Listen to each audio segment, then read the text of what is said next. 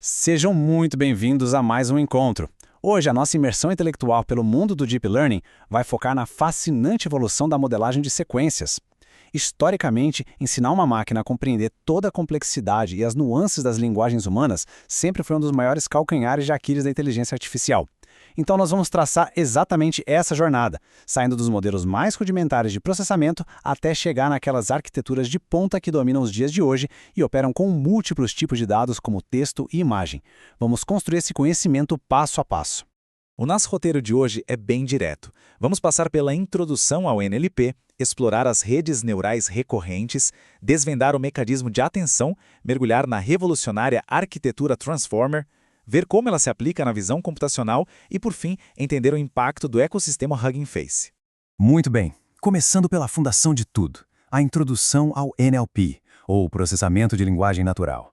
A linguagem humana, por natureza, é confusa. Ela é repleta de ambiguidades, ironias e contextos ocultos, o que é um verdadeiro pesadelo para os computadores clássicos.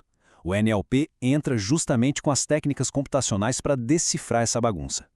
O grande salto moderno na área foi quando paramos de tratar as palavras como ilhas isoladas e começamos a usar representações distribuídas.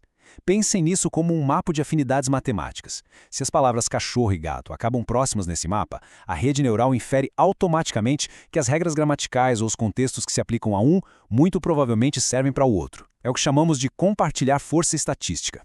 E embora o grande sonho da academia seja criar uma máquina verdadeiramente fluente e consciente, no dia a dia, a pesquisa avança focando em tarefas bem específicas e mensuráveis.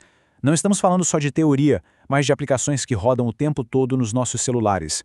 Desde a classificação de texto para banir comentários tóxicos em fóruns, passando pela análise de sentimento que diz se um filme agradou ou não, até chegar na tradução automática e na geração de sequências. Essa última, aliás, é o verdadeiro cérebro por trás de qualquer assistente virtual que usamos hoje. Avançando para o nosso segundo tópico, as redes neurais recorrentes e a introdução da memória no aprendizado de máquina. As redes neurais tradicionais tinham um problema muito frustrante. Elas exigiam entradas de tamanho fixo, ou seja, não dava para alimentar um livro inteiro ou um simples tweet da mesma maneira. As redes neurais recorrentes, as famosas RNNs, quebraram essa barreira. É impossível falar sobre isso sem lembrar do clássico ensaio de 2015 do Andrea Karpathy sobre a eficácia irracional dessas redes. Elas causaram um fascínio enorme na academia porque, pela primeira vez, tínhamos um modelo que mantinha um estado oculto. Era como um rascunho mental que a rede atualizava a cada nova palavra que lia, ganhando a capacidade de processar sequências do tamanho que fosse necessário. Um dos experimentos mais divertidos e fascinantes com as RNNs é a geração em nível de caractere, a char-RNN. Em vez de ler palavras, ela lê letra por letra. A rede pega a letra atual, consulta aquela sua memória recente e calcula matematicamente qual deve ser a próxima letra. E o resultado é impressionante. Se treinarmos o modelo com obras do Shakespeare, ele começa a gerar sonetos inteiramente novos com rimas perfeitas. Em um exemplo mais descontraído que circulava nos laboratórios, alimentaram a rede com catálogos de música e ela começou a inventar nomes perfeitamente estruturados e hilários para bandas de rock indie. A máquina simplesmente internaliza a vibe estrutural sem ter a menor ideia do significado das palavras. Agora, subindo um degrau para o nível das palavras, temos a análise de sentimento. Imagine um banco de dados gigantesco de críticas de cinema. Primeiro, as frases são convertidas em sequências de números, os IDs. Esses números passam por uma camada de embedding, virando vetores densos, que são aquelas representações matemáticas espaciais que comentamos agora há pouco.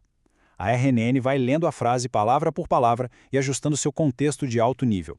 Quando ela esbarra na palavra MEI, por exemplo, o estado oculto da rede dá um salto matemático em direção à positividade. O sentimento vai sendo extraído organicamente pela simples ordem da leitura. E para tarefas mais parrudas como a tradução, nós adotamos a arquitetura encoder-decoder. A mecânica é brilhante. O codificador pega a frase inteira no idioma de origem, digamos o inglês, e a espreme até extrair a pura essência semântica dela, formando um vetor de contexto. O decodificador pega essa essência e a desempacota, gerando a frase no idioma de destino. E um detalhe técnico crucial durante o treinamento é o teacher forcing. É como se o professor ficasse sussurrando a resposta correta no ouvido do modelo com um passo de atraso, o que acelera enormemente a convergência do aprendizado. Passando para a terceira parte, o mecanismo de atenção e como ele resolveu o nosso maior gargalo até então.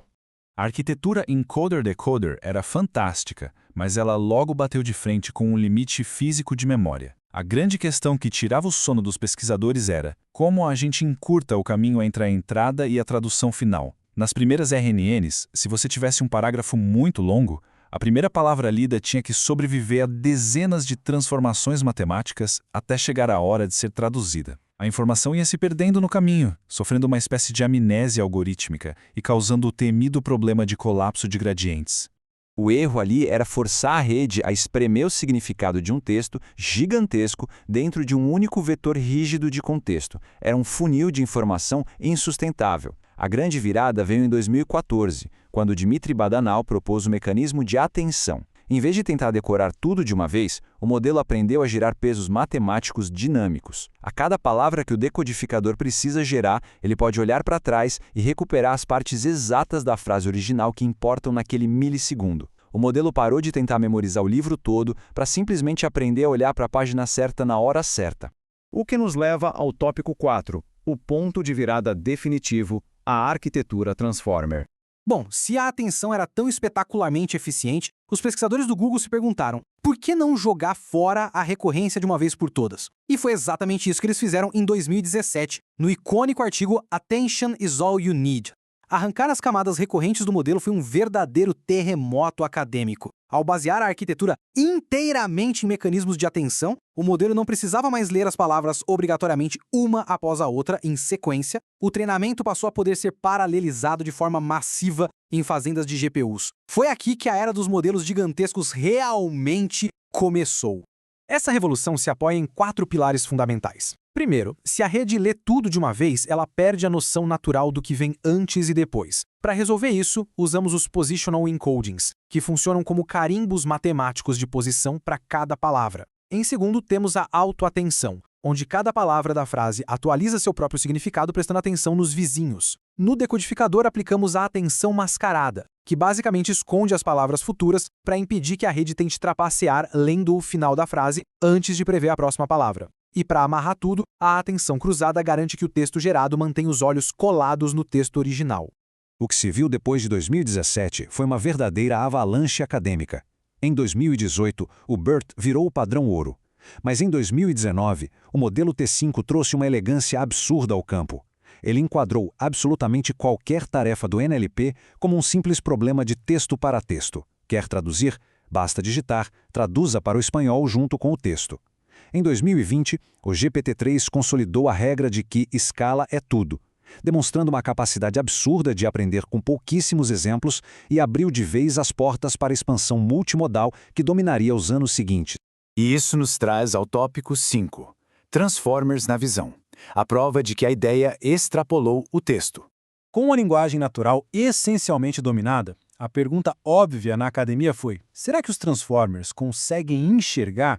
A resposta foi um sonoro sim, e com um benefício colossal chamado explicabilidade. A atenção visual funciona como uma janela transparente para dentro do cérebro da rede. Tem um caso clássico nos laboratórios em que o modelo precisava distinguir fotos de lobos e de cães da raça Husky. A máquina acertava quase sempre, mas ao checar os mapas de atenção, os cientistas viram que a rede não estava olhando para o animal, e sim para a neve no fundo das fotos dos lobos. A atenção permitiu desmascarar e corrigir esse viés imediatamente.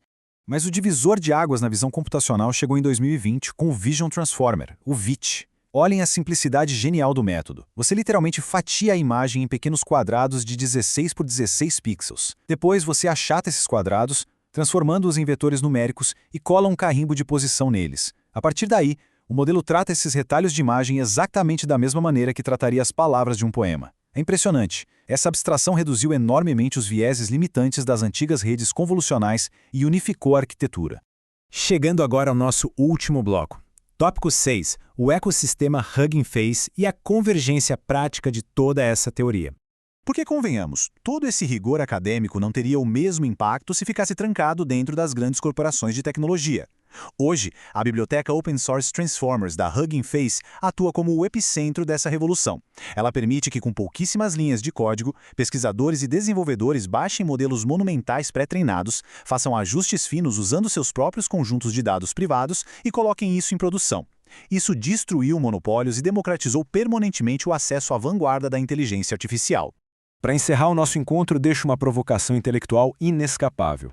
Nós vimos que o mecanismo de atenção se tornou, de fato, a linguagem universal da IA, capaz de processar texto, imagens e áudio com a mesma estrutura matemática. As antigas barreiras desmoronaram.